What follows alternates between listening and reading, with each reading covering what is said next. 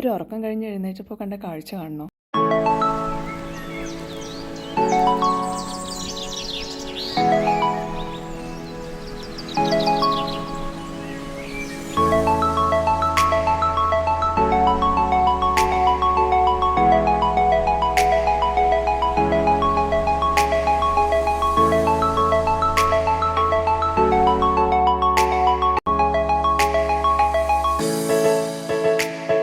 Officially ചൈനയുടെ ഭാഗമാണെങ്കിലും സ്വന്തമായിട്ട് ഒരു കറൻസിയും ഫ്ലാഗും ലീഗൽ സിസ്റ്റംസും ഇമിഗ്രേഷൻ പോളിസീസും ഉള്ള ഒരു സ്ഥലത്തേക്കാണ് നമ്മൾ ഇന്ന് വന്നിരിക്കുന്നത്. അതെ, ഹോങ്കോങ്. Welcome to Hong Kong. ഇന്ത്യക്കാർക്ക് വിസ ഫ്രീ ആയിട്ടുള്ള ഒരു സ്ഥലമാണിത്.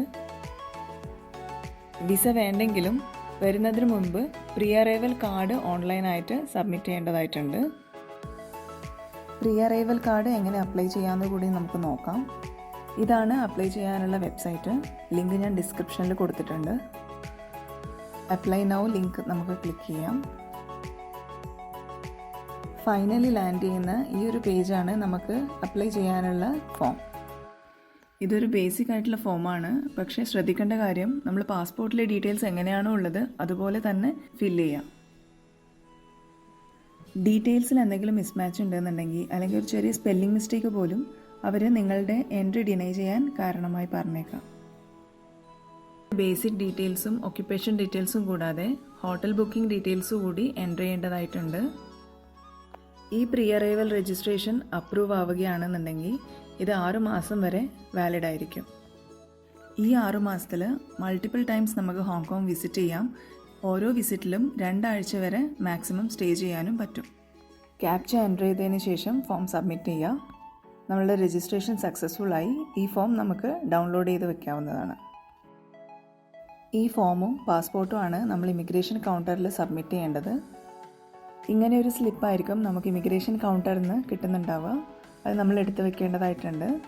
ഇനി നമ്മൾ പോകുന്നത് ഒക്ടോപ്പസ് കാർഡ് വാങ്ങുന്നതിന് വേണ്ടിയിട്ടാണ്. എയർപോർട്ടിന് പുറത്തുള്ള ഈ ഒരു കൗണ്ടറിൽ നിന്ന് നമുക്ക് ഒക്ടോപ്പസ് കാർഡ് വാങ്ങാൻ സാധിക്കും. ഹോങ്കോങ്ങിൽ കോമൺ ആയിട്ട് യൂസ് ചെയ്യുന്ന സ്റ്റോർഡ് വാല്യൂ സ്മാർട്ട് കാർഡാണ് ഒക്ടോപ്പസ് കാർഡ്. എല്ലാ പബ്ലിക് ട്രാൻസ്പോർട്ടിലും ഒട്ടുമിക്ക ഷോപ്സിലും ഈ കാർഡ് യൂസ് ചെയ്തിട്ട് നമുക്ക് പേയ്മെൻറ്റ് ചെയ്യാൻ വേണ്ടി സാധിക്കും. എയർപോർട്ടിലും മെട്രോ സ്റ്റേഷനിലും കൺവീനിയൻസ് സ്റ്റോഴ്സിലൊക്കെ ഈ കാർഡ് അവൈലബിൾ ആണ്. നമുക്ക് വാങ്ങി റീചാർജ് ചെയ്ത് ഉപയോഗിക്കാം.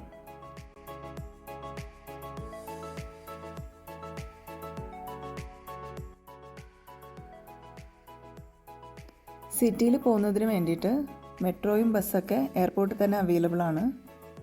എയർപോർട്ടിൽ നിന്ന് ഇറങ്ങുമ്പോൾ തന്നെ നമുക്ക് ബസ് ടെർമിനൽ കാണാൻ സാധിക്കും.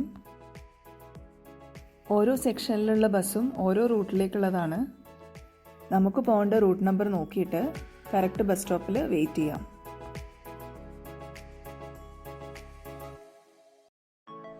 ഇവിടെ ഓൾമോസ്റ്റ് എല്ലാ ബസ്സസും ഡബിൾ ഡക്കർ ബസ്സസ് ആണ്. അങ്ങനെ നമുക്ക് പോകാനുള്ള A29 ബസ് എത്തിയിട്ടുണ്ട്.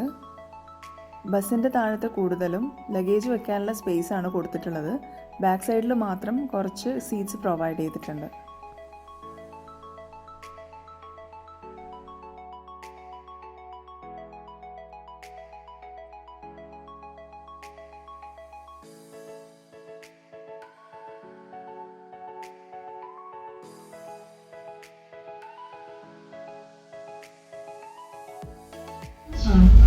Welcome to Hong Kong.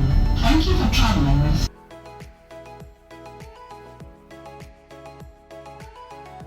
a pleasant journey. For your own safety, please buckle up. ഇവിടുത്തെ ബസ്സസിലൊന്നും കണ്ടക്ടേഴ്സ് ഇല്ല. പകരം ഇതുപോലൊരു ഡിവൈസാണ് കൊടുത്തിട്ടുള്ളത്. ഒക്ടോപ്പസ് കാർഡ് ഇവിടെ ടാപ്പ് ചെയ്ത് കഴിഞ്ഞാൽ ഓട്ടോമാറ്റിക്കലി എമൗണ്ട് ഡിഡക്റ്റ് ആവും. ഇവിടെ ബസ് ഫെയർ കാൽക്കുലേറ്റ് ചെയ്യുന്നത് നമ്മൾ ഏത് റൂട്ട് ബസ്സിനാണ് ട്രാവൽ ചെയ്യുന്നത് എന്നതിനനുസരിച്ചിരിക്കും. അതായത് ഒരു റൂട്ടിൽ ട്രാവൽ ചെയ്യുന്ന എല്ലാ പാസഞ്ചേഴ്സിനും ഒരേ ഫെയർ ആയിരിക്കും. കുറച്ചുകൂടി പ്രിസൈസായി പറയുകയാണെങ്കിൽ ഈ ബസ്സിൽ പോകുന്ന ഫസ്റ്റ് സ്റ്റോപ്പിൽ ഇറങ്ങുന്ന ആൾക്കും ലാസ്റ്റ് സ്റ്റോപ്പിൽ ഇറങ്ങുന്ന ആൾക്കും ഒരേ ടിക്കറ്റ് ഫെയർ ആയിരിക്കും. ബസ്സിൽ കാർഡ് പേയ്മെൻ്റ് അല്ലാതെ ക്യാഷ് പേയ്മെൻറ്റും ചെയ്യാം. താഴെ ഡ്രൈവർ സീറ്റിൻ്റെ അടുത്തായിട്ട് ഒരു ഫെയർ ബോക്സ് ഉണ്ട്, അതിൽ നിക്ഷേപിക്കാം. പക്ഷേ നമ്മൾ എക്സാക്റ്റ് ടിക്കറ്റ് പ്രൈസ് എത്രയാണോ അത് തന്നെ നമ്മൾ ബോക്സിൽ ഇടേണ്ടതായിട്ടുണ്ട്. അതർവൈസ് നമ്മളുടെ ടിക്കറ്റ് ചാർജ് കഴിഞ്ഞുള്ള പൈസ നമുക്ക് തിരിച്ച് കിട്ടില്ല.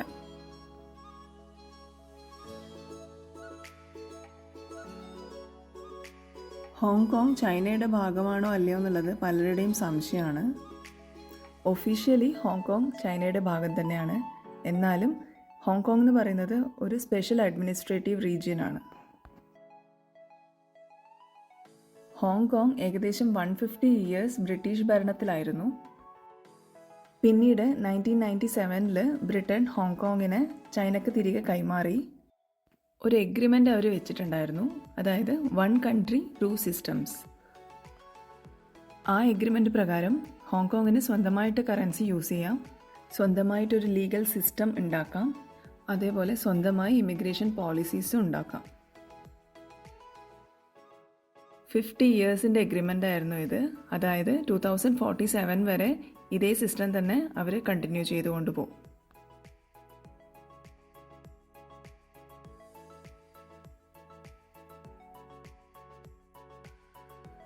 ഇതാണ് സിഗ്മ ബ്രിഡ്ജ്. ഇത് ലോകത്തിലെ തന്നെ ഏറ്റവും നീളം കൂടിയ സസ്പെൻഷൻ ബ്രിഡ്ജുകളിൽ ഒന്നാണ്. ഞാൻ വീഡിയോയുടെ സ്റ്റാർട്ടിങ്ങിൽ ഫ്ലൈറ്റ് എന്നുള്ള ഒരു വ്യൂ കാണിച്ചിട്ടുണ്ടായിരുന്നു. അതിൽ കാണുന്ന ബ്രിഡ്ജാണ് ഇത്.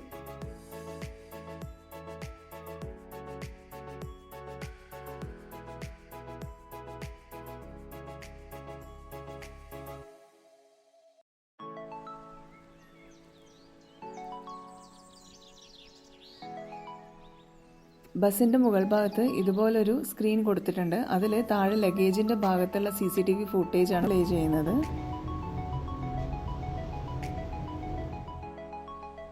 അങ്ങനെ നമ്മുടെ സ്റ്റോപ്പ് എത്തി. ഇനി നേരെ റൂമിൽ പോയി ചെക്ക് ഇൻ ചെയ്യാം. റൂമിൽ നിന്നുള്ള സിറ്റി വ്യൂ ആണിത്.